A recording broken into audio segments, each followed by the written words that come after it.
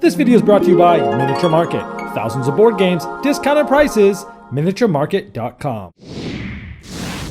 Hello my friends of the Game Boy Geek here. Today we're going to be on a ship and we're going to be floating from location to location. We're going to be recruiting gangsters, grabbing equipment. We're going to be trying to do some heists.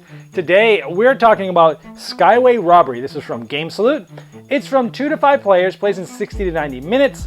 Let me show you how it's played. It's got an interesting action selection programming mechanism with a lot of theme. Let me show you.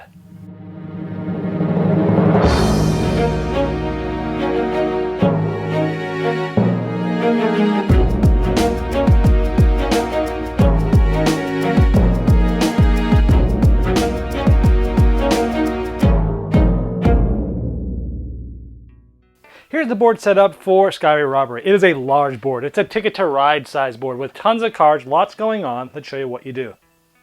At the top of the board, you'll see you'll be playing this game over 5 different numbered locations. Here we have locations 1, 3, 5, 7, and 9, and they always go from left to right, lowest to highest. We'll be going different ones. There's 10 different ones in the game, and you shuffle them up each game.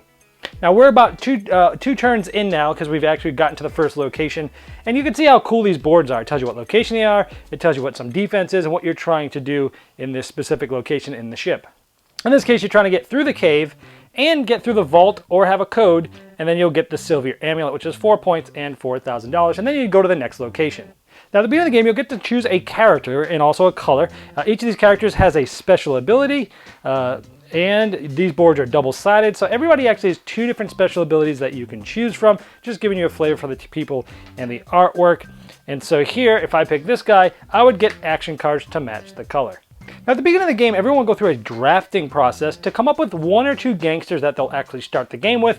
They'll spend some money, and whatever's left over from the $8 they start with they'll have, and they have 2 gangsters that they'll have in their hand. These guys help them get through different things, like this locksmith allows me to get through the vault. Some guys, the con man, have special abilities. Take 4,000 from the supply or 2,000 from another player that I can activate. Everyone gets 1 dirty trick card. This essentially activates your special ability for the game. Some of them are ongoing, some of them are one time. Now, mechanics of a round are pretty simple. Somebody's going to have the first player token. Let's say it's this player. Everyone secretly programs 3 actions that they're going to do first, second, and third this round. Then, starting with the first player, they're going to flip over this card and do an action. Then clockwise, this player's going to do their first card, and then this player's going to do their first card. Now, the player who played last in that sort of round gets to then be the first person in the second round of this. So this guy gets to do 2 cards in a row, then it'll be this guy, then it'll be this girl, and then she gets to do the last card, last card, last card. And so that's how it sort of works, is the way that the action sort of teeter-totter. Now let's talk about what these different cards actually do as they come along. Now, first one is you can just easily just get some money. You can pickpocket, and you get $2,000 from the supply, and money is this nice cardboard tokens, and you could do that there. Another one you could do is just simply repeat. You could repeat any card that you already had done that round. So you're either going to repeat 1 or 2 cards, depending on where you play this, because you're only playing 3 cards per round, and then I could take another 2K. That's a good way to raise some money if you really need it. Another one is acquire an asset. This is basically getting an equipment or a gangster from the board. Now, there's a couple different parts of the board. This is the dock. If you see the ship is up in the air and then they've docked, we're at a specific location. These will change at every location. Then we have the airship. These are the gangsters and equipment that people have found on board the ship. Let's take a closer look. So you'll see there's gangster spots here, and these guys, you have to pay for them. This guy's 3,000, this guy's 7,000. The demolition is expensive, but man, he can get you through concrete, through metal, through vents, through vaults. I'll talk about some of that later. This guy can give you some poison. You can also get some equipment. This would get you through gears and a vault. It's clock tools. Tool case will give you 1 point for each card at the end that you have, including this one. For every equipment, you'd get a point at the end of the game. These guys are like one-time use airship crew. They're not gangsters, but they're people on board of crew that working the ship that you can kind of talk into doing bad things, but they're sort of one-time use, but you could buy one of those, and those are all different assets that you can acquire. Now then, down on the dock, there's some location-specific cards. Some of them will only come out when you're at a specific location. This guy can help you get through the cave, which is what you need to get through this location to rob it. There's an equipment that's a location-specific one, and this will help you get through the cave and some other things. But then there's some other equipment and other gang members as well that you might want to acquire. When you acquire them, you just put them in your hand. You can use them later.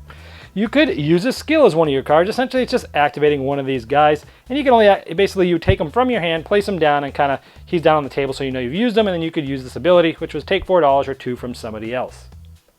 Now we're going to start getting into the illegal actions. These cards are red, and they always let you do one of two things: turf war or side job. Let's look at what these would allow you to do. Well, we're on the docks here, and essentially you're going out into the neighborhoods of where you are, and you're trying to beat up some punks. And so here it tells you how much strength you need to beat these guys up. And if I sent maybe a gang member and an airship crew there, this guy has 3, and this guy has 3, it's 6. I could use these two guys, place them in front of me, and I would defeat this guy. I would then keep this card for 5 points at the end of the game, and this would immediately refill for somebody else. Now these airship crews are always one-time use, so once you use them, they're gone. They get completely discarded out of the game. The gangster would just stay face down. I wouldn't be able to use them again this specific round. Now we talked about turf war, let's talk about side job. Now these are the side job spots, and essentially what happens is you're going for little side jobs on the plane. In this case you need poison or gas and steam, and if so, you can get 6 points and $4. And same for stockpile, you could do pressure or trap and magnet or field and metal for 8 and 5. Now here's an interesting point of doing an illegal action here, and this works for pretty much this or the location that we're at. There is a defense here that is going with this power. Now this power you can see goes here. If we're able to get past this defense, which is metal, we can cut this power. That power cuts any of the ones that have sort of the blue triangle. So trap, pressure, and magnet all have power, and steam. So if I could get past metal, I could cut the power and cut all the ones that are like that, and I'd have less things to try to get past to do the crime there. So let's say I was doing this side job here, and I wanted to try to complete the rare flower. Now, I can send a gangster, the alchemist, and I can send one equipment with a gangster unless the card says otherwise. And I can send as many gangsters as I want, but if I send more than 2, there'll be some penalties we'll talk about later. So here we have the alchemist. This guy could take care of the poison. So we have the poison or the gas done, but we got to get rid of steam. Now steam has this blue triangle on it, which is the power. And the power for this is, there's a defense to get to the power, which is metal. So I can send this alchemist, and I can send him with some acid, which is a perfect thing for the alchemist to have. This takes care of the metal.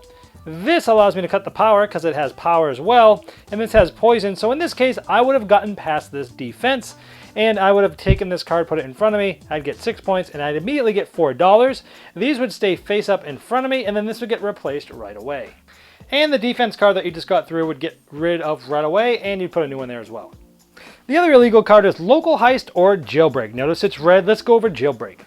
Over the course of the game, gangsters will be sent to the brig, which essentially is the jail in the ship. There will always be at least 2 gangsters here. If there's less than 2, you always fill it up, so there's always 2. Now, if I can bypass these 2 defenses, I can go to the jail and then take this stack of cards and just pull anybody out that I want. And you get to take 2 of them, and if these are the last 2 like this, you would refill it with 2 from the gangster deck. Now, some of the spots on the board has this vent.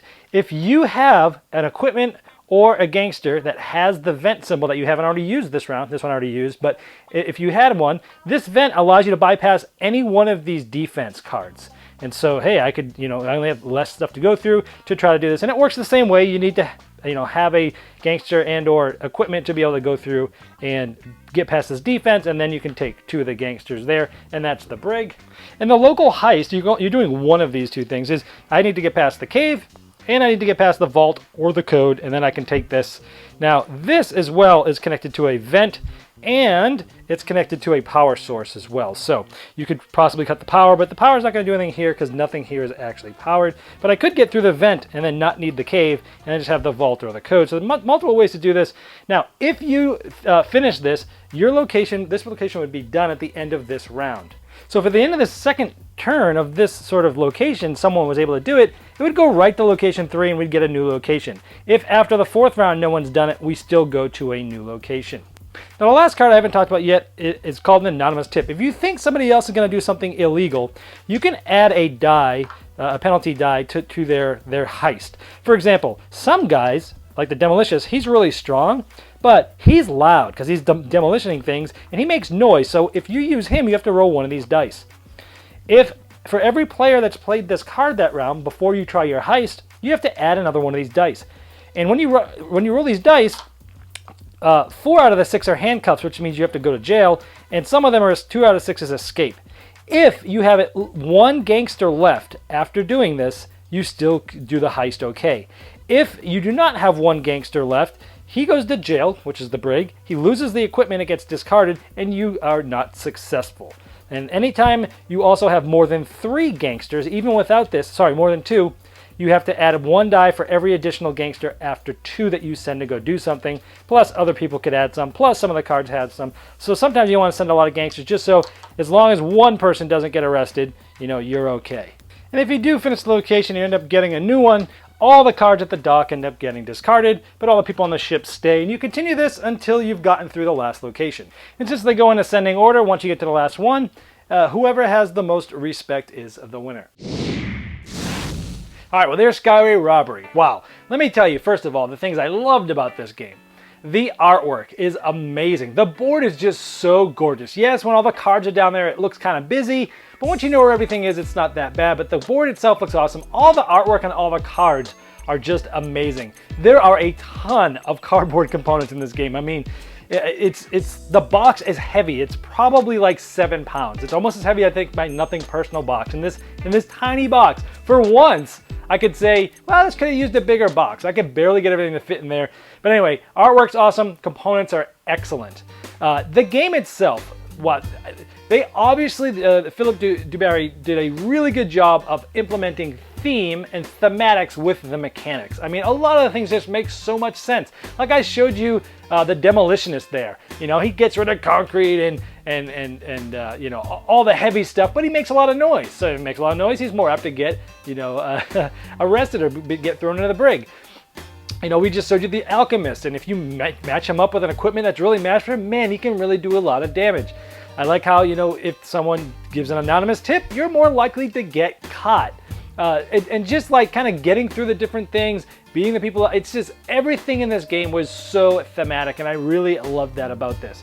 Now the game itself has the main mechanism is that programming mechanism, and you're programming 3 cards, and you're kind of going through like this. Now I do like programming games in general, and this aspect I did like because turn order is really important. Hey, if I'm gonna go first, I gotta go get what I need, or do I really think they're gonna try to do, illegal actions right on their first turn? I could do an anonymous tip and then do. Or do I think they're really gonna go try to grab the guy that I want? I don't wanna risk doing the anonymous tip, I wanna go. So there's a lot of thought to be played there. This game is like one big puzzle. You're looking at the defenses, you're looking at your hand, you're looking at the cards that are on the board. You're like, if I wanna do that side job, I've got this, I got that, all I need is this other thing. Oh, but if I cut the power, then I don't need that. And you're like, there's like these little mini puzzles, and you're looking at the side job, you're looking at the main location, you're maybe looking a little bit of ahead. There's a lot to think about on each turn, and I like that. Now I will say, the game says 60 to 90 minutes, and it's definitely on the longer side of that, especially if you play with more players. No way, I will not play this game with 4 or 5 players, period, the end. This is a 2 or 3 player game for me, and I'll tell you why. There's a lot to think about. I just mentioned that, and so on your turn, while you're selecting your cards, you have a lot to think about. So does everybody else. Adding more people makes that part more longer. But then what happens is, with more people, it's more chaotic. Hey, I was gonna go acquire this asset, but somebody else did. Or I was gonna go do this side job, somebody else did, and now that changed the defense for the other side job that I was going for. And things can really turn a lot over. The board just gets so crazy with too many people, and then you're stuck with, well, I played this action, now what's the best thing I can do? Let me rethink and let me look around. This game has a lot of downtime with more players. I would never play it with 4 or 5 players. 2 or 3, it's good. There is still a little bit there sometimes when you get stuck and you kind of feel bad holding people up, but it's just because there's so much to think about. So overall, I really liked the game. A couple times it sort of stalled out. You don't discard the cards in the ship, so maybe sort of like mid-game as you got your own sort of engine going, maybe there's not cards out there for this location anymore, or ones that are going to help you out with anything else that's out on the board. And sometimes those cards can sort of stall out. Maybe the airship people, maybe they get used heavily at the beginning of the game and there's none later, and it sort of stalls things out. So between the downtime and sort of some of the stalling, and then those location-specific cards are very good. They're interesting. The problem is it makes setup an endgame round pretty fiddly. You got to get the certain cards out at the beginning of the game, then at every new location, you got to go find the right cards, shuffle them up. Some of them are face up, some of them are face down. They do different things when they get discarded. If they're face up, they go to discard. If they're face down, they go back under here. Some cards discard, some of them go underneath piles. There's a lot of fiddliness both in setup and upkeep between rounds that I didn't like either. So I feel like this is a good game, a very good game. Great thematics, great components, great artwork, fun game. but it's plagued with some downtime issues and some sort of fiddliness that I think it could have been a little bit more streamlined and had a little bit more of these rough edges taken off. It would have taken a very good game into an excellent game. But right now, for me, it's good, very good. So that's what I think about Skyway Robbery. This video was sponsored by Miniature Market's Review Corner. The Review Corner features podcasts, video, and written game reviews by gamers for gamers. Miniature Market, the online gaming superstore. Thousands of board games, discounted prices. Check them out at miniaturemarket.com. I'd like to thank each and every one of you for backing me on Kickstarter and making this season become a reality. I'd like to especially thank those here that have backed me at the credit level.